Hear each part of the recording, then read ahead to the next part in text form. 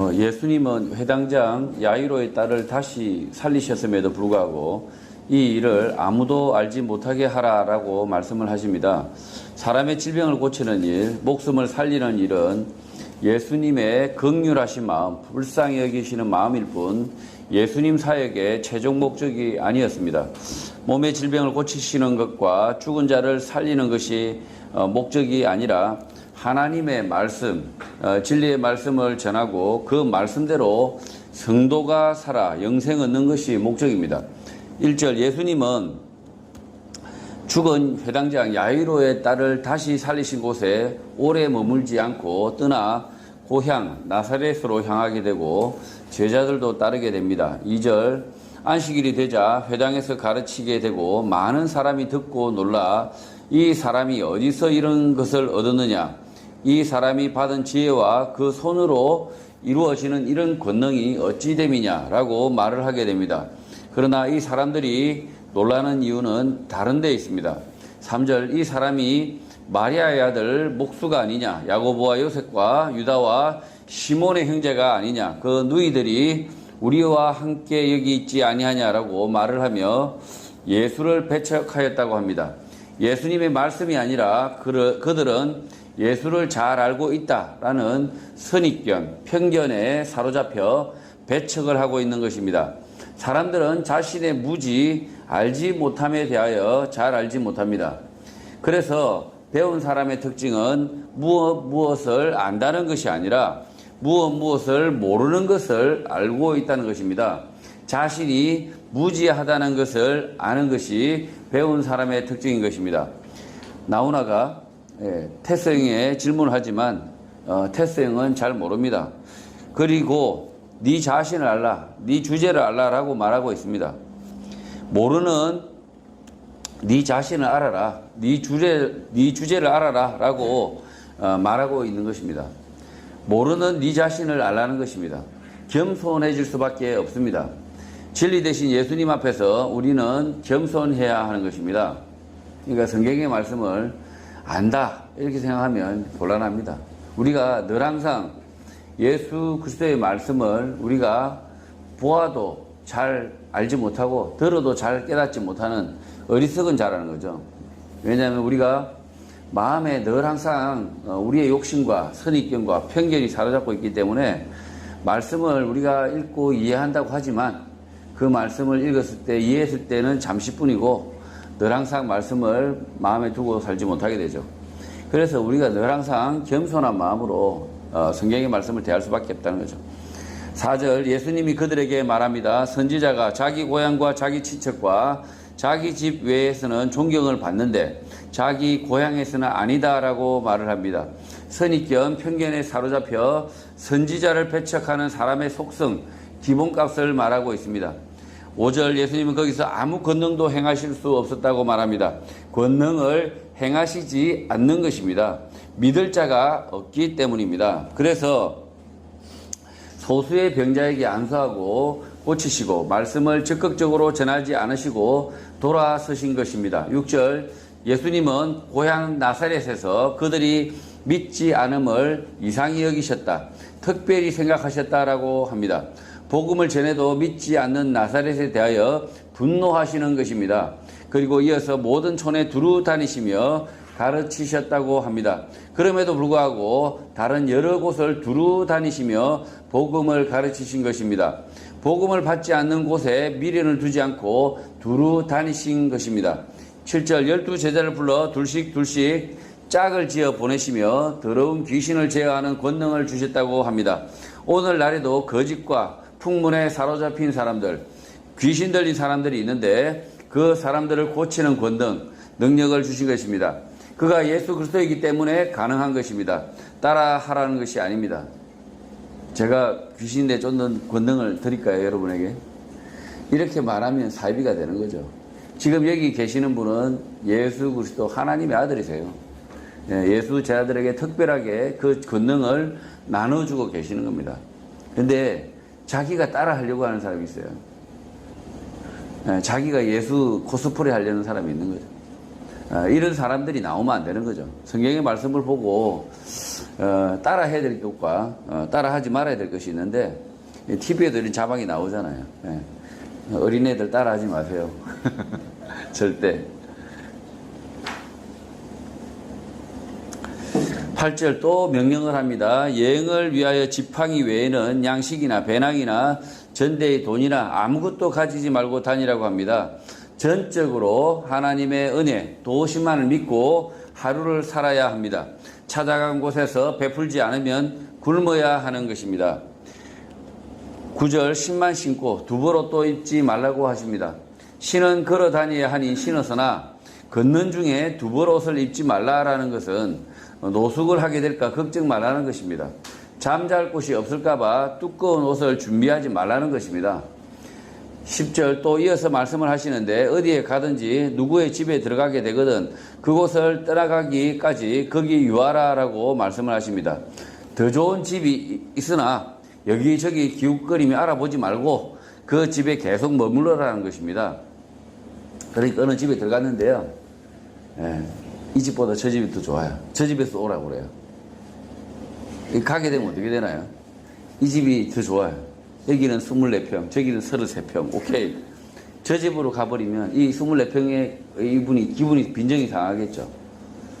예수님이 그래서 거기에 들어가거든 그냥 나오지 말라는 거죠. 계속 머물러라고 하는 거죠.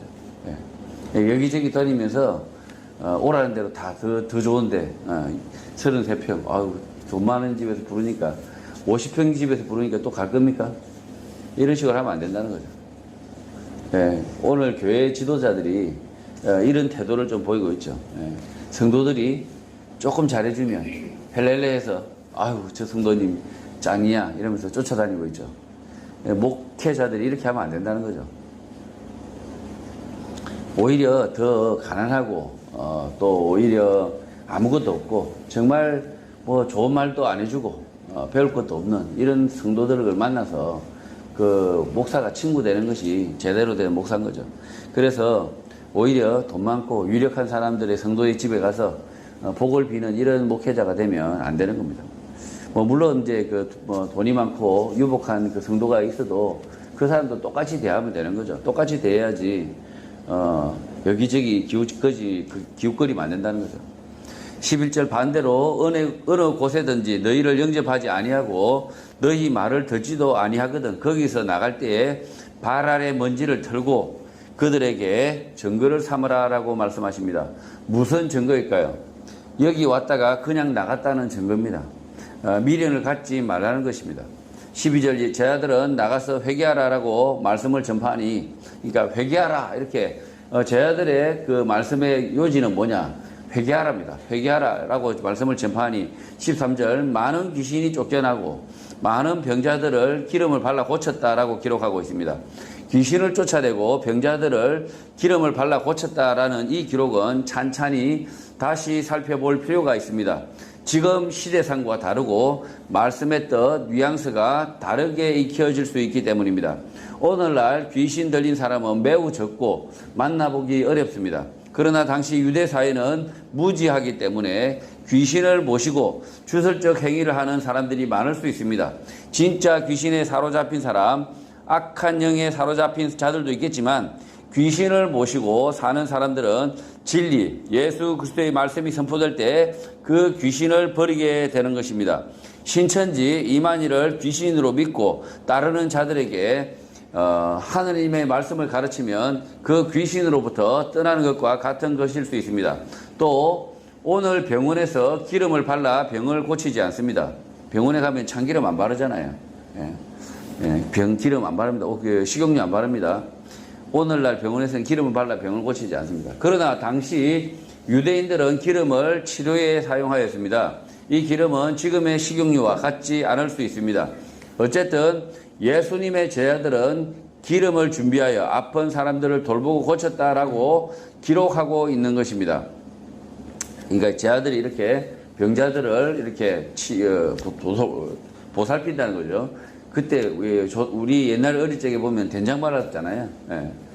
뭐 이렇게 아무데나 된장 발라서 오면 상처나면 그랬던 것처럼 그때 당시 시대상에 맞게 이렇게 기름을 발라 사람을 고치죠.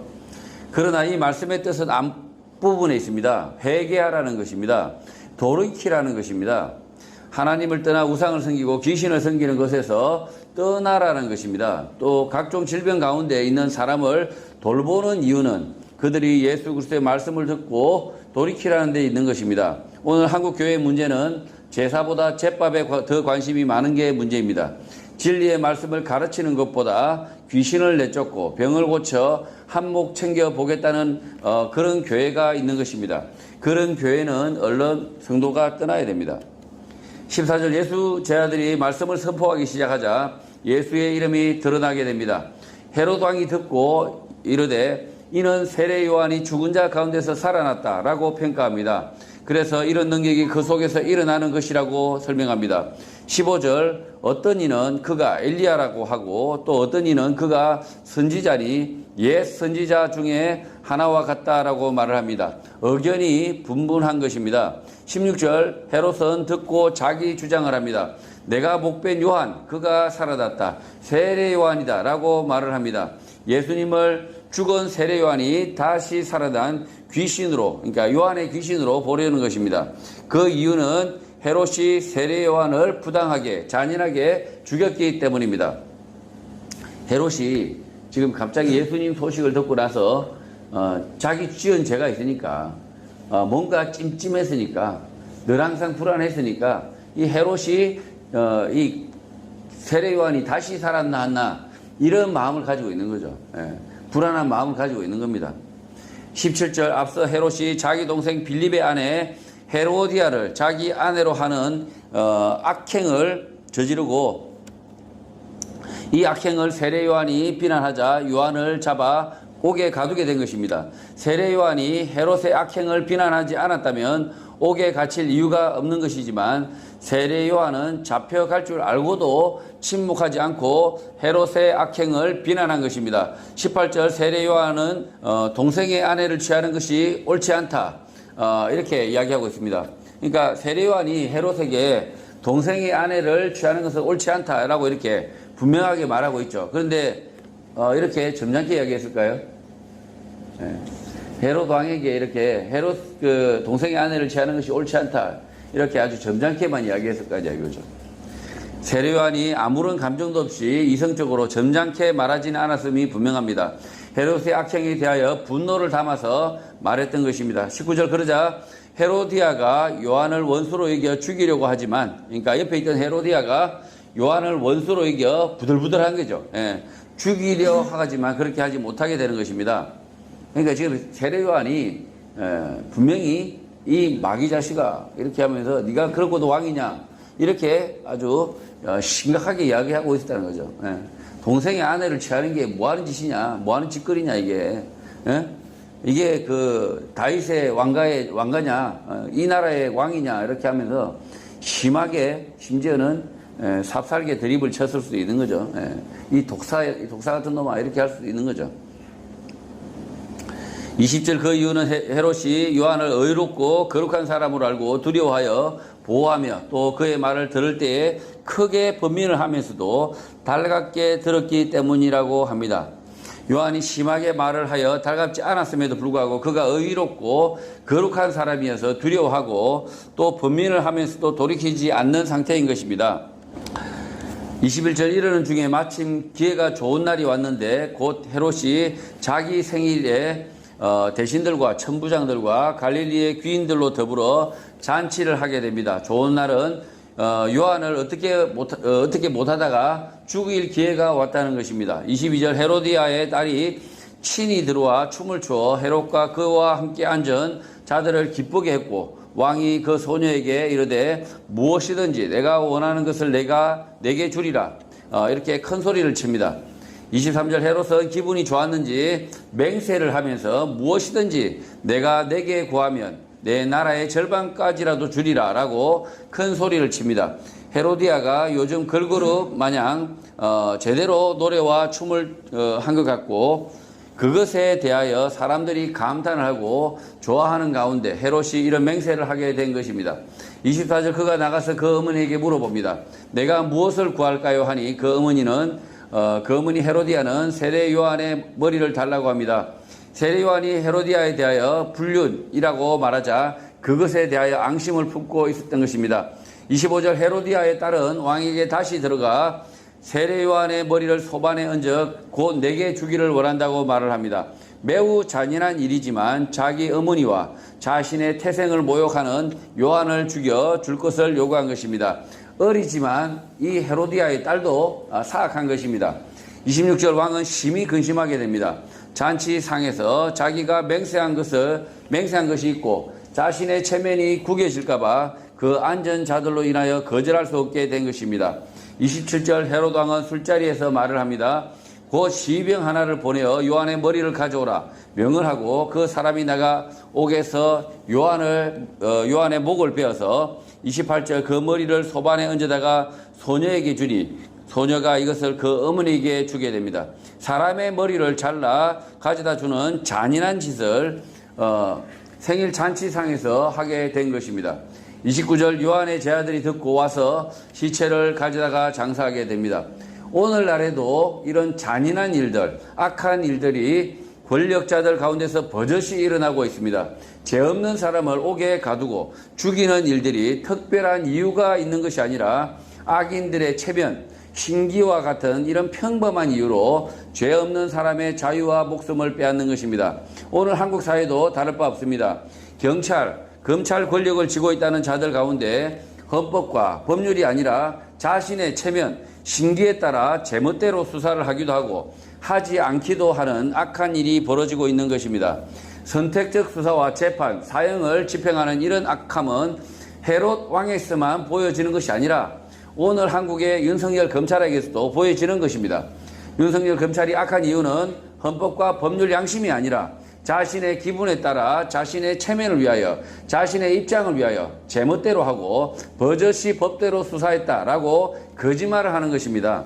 오늘 한국 사회에서 검찰개혁이라는 것은 이런 헤롯 왕같이 제멋대로 하는 악행을 멈추라는 것인데 현 정권은 모순적으로 자신들의 편은 수사하지 말고 자신들의 정적들만 수사하라는 것을 검찰개혁이라고 말하는 것 같습니다. 예수님 당시나 오늘날이나 악한 놈들은 여전히 악하고 이미 죽은 삶을 살고 있고 곧 죄의 대가를 치를 수밖에 없는 것입니다. 30절 세례 요한의 죽음을 잠시 언급한 이후 다시 사도들의 이야기가 계속됩니다. 사도들이 예수께 모여 자기들이 행한 것과 가르친 것을 낱낱이 고하였다고 합니다. 예수님이 직접 가르치시던 것을 멈추고 제자들이 대신 가르쳤고 그것에 대하여 평가를 한 것입니다. 평가가 꽤 괜찮았던 것 같습니다. 인턴이라고 하죠, 인턴. 이렇게 견습생. 예수님의 말씀을 지금까지 듣던 예수 제자들이 직접 둘씩 짝을 지어서 나가서 복음을 전하고 말씀을 전했죠. 그렇게 해서 그리고 나서 다시 이렇게 모여서 이야기를 했는데 이 예수 제자들은 너무너무 흥분하고 있습니다. 말씀을 전했더니 회개하고 사람들이 막 돌아오니까 너무너무 기분이 좋아서 아주 평가가 훌륭했다는 거죠. 31절 예수님은 제자들에게 잘했다고 말씀을 하시고 따로 한적한 곳에 가서 잠깐 쉬어라 라고 하신 듯 합니다. 예수 제자들이 복음을 전하자 무리가 더 많아져 오고 가는 사람이 많아 이렇게 오가는 사람이 많아서 음식 먹을 겨를도 없게 된 것입니다. 예수 제자들의 전도는 성공적이었다는 것입니다. 32절 그래서 예수 제자들은 배를 타고 따로 한적한 곳으로 가게 됩니다. 33절 그들이 가는 것을 보고 많은 사람이 예수 제자들인 줄 알아서 모든 고을로부터 도보로 그곳에 달려와 그들보다 먼저 갔다고 합니다. 34절 예수님이 나와 큰 무리를 보시고 그 목자 없는 양 같음으로 인하여 불쌍히 여겨 직접 여러 가지로 가르치게 됩니다. 사람들이 제자들에게 몰려갔지만 제자들은 지쳐 쉬고 있었기 때문에 목자 없는 양처럼 보인 것입니다. 35절 예수님이 가르치기를 계속하자 날이 저물어 가게 됩니다. 그래서 제자들이 예수께 나와 물어봅니다. 이곳은 빈들이고 날도 저물어 가고 있으니 36절 무리를 그냥 보내자고 말을 합니다. 알아서 총과 마을로 가서 무엇을 사먹게 하자는 것입니다. 예수님이 무리를 가르치고 있는데 제자들이 난입하여 먹을 게 문제가 되니 그만하자고 하는 상황인 것입니다. 그러니까 예수님이 말씀을 전하고 있는데 조금 이상한 상황인 거죠. 예수님이 계속 이렇게 말씀을 하고 있는데 제자들이 와서 수업 그만합시다. 예수님 이렇게 이야기하고 있는 상황인 거죠. 좀 이상한 상황입니다. 37절 예수님이 대답을 합니다. 너희가 먹을 것을 챙겨서 주라라고 말을 합니다. 그러자 제자들은 우리가 돈도 없고 또 어디 가서 200데나리온의 떡을 사다 먹일 수 있습니까? 라고 대립을 합니다. 예수님의 강좌를 빨리 듣고 사람들을 빨리 보내자고 하는 것입니다. 예수님의 제자들은 빨리 사람들을 보내는 것이 해법이다 이렇게 생각하고 보내려고 하는 거죠. 그것이 옳은 것이 생각이다 이렇게 이야기하고 있는 거죠. 38절 그러나 예수님이 말씀하십니다. 너희에게 떡 몇 개가 있는지 가서 보라라고 합니다. 그러자 제자들이 알아보고 이르되 떡 5개와 물고기 2마리가 있다고 답을 합니다. 솔직히 더 있을 수도 있잖아요. 안 알아보는 것 같아요. 솔직히 저는 이 말씀을 읽어볼 때 조금 의심을 하잖아요. 제자들이 적극적으로 다 이렇게 조사를 했으면 5,000명 남자만 5,000명이고 뭐 이렇게 그럼 남녀 합쳐서 한 10,000명이 넘는데 10,000명한테 12명이 다 물어보려면 가방까지 싹 다 이렇게 확인해 보려고 하면 하루 종일 걸리겠죠. 근데 잽싸게 이렇게 그냥 돌아다니면서 떡까지 신분 뭐 이렇게 하고 그냥 돌아온 거예요. 그냥 대충. 왜냐면 제자들은 빨리 보내고 싶은 거예요. 이 사람들을.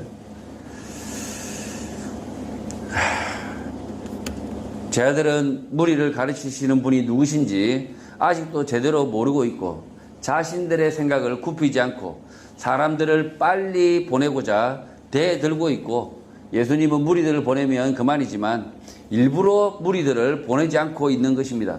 예수님과 제자들이 아주 미묘한 기류가 있는 거죠. 39절 예수님은 제자들에게 명합니다. 빨리 보내라고 아우성을 쳤는데 사람들을 때를 지어 푸른 잔디 위에 앉게 하라고 하시는 것입니다. 이렇게 보내려고 하는데 잔디에 앉히라고 하는 거예요. 예수님은. 지금 골 때리는 상황이 벌어진 겁니다. 제자들 가운데 멘붕이 온 사람도 있었을 것입니다. 저녁이 되었으니 평소와 같이 강의를 빨리 끝내고 빨리 보내면 되는데 예수님이 오늘따라 엉뚱하게 그들을 잔디밭에 앉게 하는 것입니다. 40절 때로 100명씩 또는 50명씩 앉게 됩니다. 한 반에 예전에는 50명 정도 있는데 요즘 학교는 30명도 채 안 됩니다. 그런데 예수님의 학교는 한 반에 100명, 50명입니다. 41절 예수님이 떡 5개와 물고기 2마리를 가지고 하늘을 우러러 축사를 하십니다. 그리고 떡을 떼어 제자들에게 주어 사람들에게 나누어 주게 하십니다. 또 물고기 2마리도 모든 사람에게 나누게 합니다. 오병이어의 기적을 곧 보게 됩니다. 42절 이렇게 떡 5, 물고기 2마리를 나눴는데 다 배불리 먹고 43절 남은 떡 조각과 물고기를 걷게 하는데 제자들의 12바구니에 차게 거두게 됩니다. 44절 그때 떡을 먹은 남자는 5,000명 정도라고 합니다. 남녀 비율이 동수이면 10,000명이 먹은 것입니다.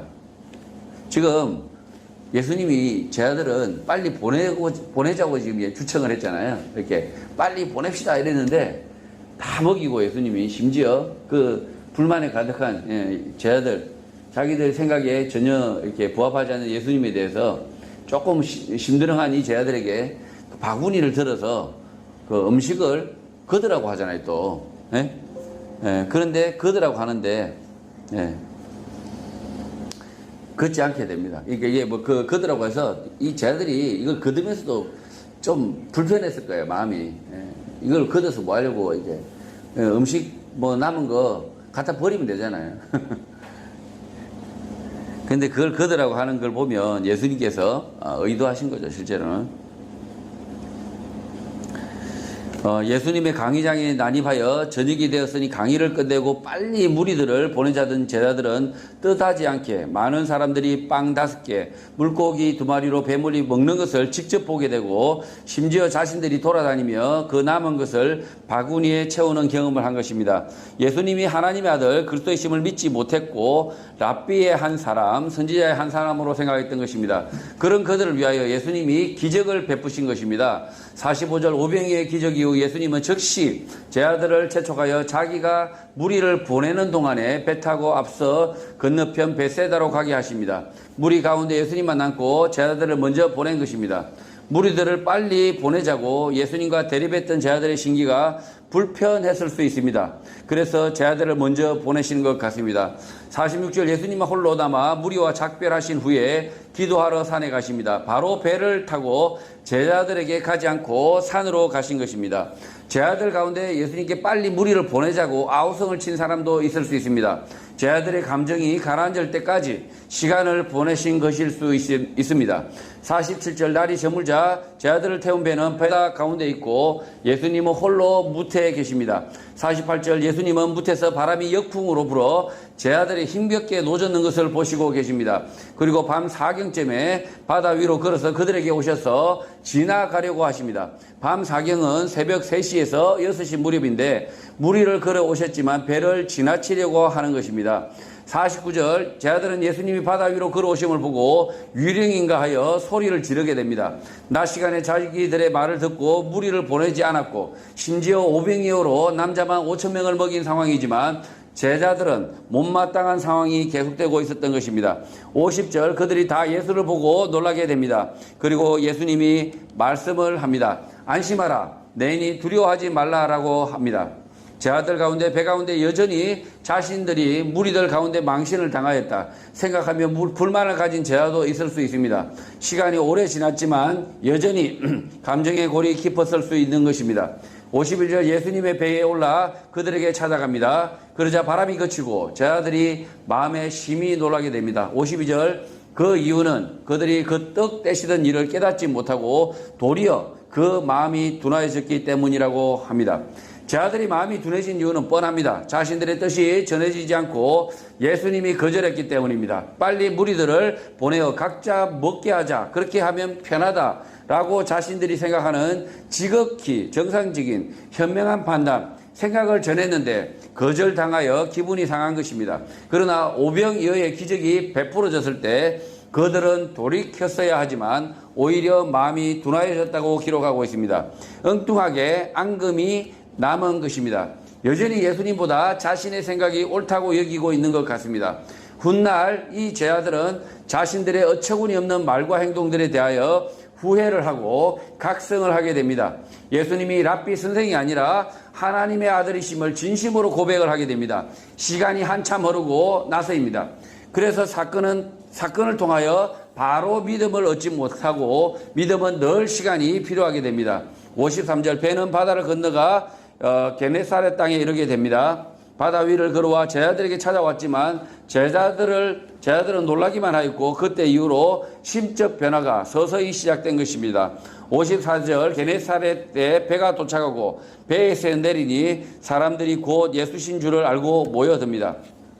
55절 그 온 지방을 달려 돌아다니며 예수께서 어디 계시다는 말을 듣는 대로 병든 자를 침상째로 메고 나오게 됩니다. 예수님이 불쌍히 여겨 고치셨기 때문에 온 동네 소문이 난 것입니다. 잘 고치고 거기다가 공짜라 모두 몰려오는 것입니다. 56절 예수님이 들어가는 지방이나 도시, 마을에서는 이제 병자들을 시장에 모두 모아두고 예수께 그의 옷가에라도 손을 대게 하시기를 간구하게 됩니다. 예수님이 그 환자들의 옷을 잡아주시면 이렇게 낫기 때문에 옷을 잡아달라 부탁하는 것입니다. 예수님은 오병이어의 기적으로 자신의 성자되심을 드러내었고 바다 위를 걸어와 초월적 존재이심을 드러내고 있고 병자들을 고치심으로 그리스도 구원자의 심을 보여주고 있지만 제자들은 아직 깨닫지 못하고 있는 것입니다. 성도 여러분, 우리도 예수님의 말씀과 행적을 눈으로 읽고 귀로 듣지만 아직 깨닫지 못할 수 있습니다. 그 말씀과 행적이 나와 무슨 상관이 있을지 깨닫지 못하지만 그 말씀을 믿는다면 우리는 예수 제자들과 같이 시간의 흐름을 쫓아 믿음의 삶을 살게 될 것입니다.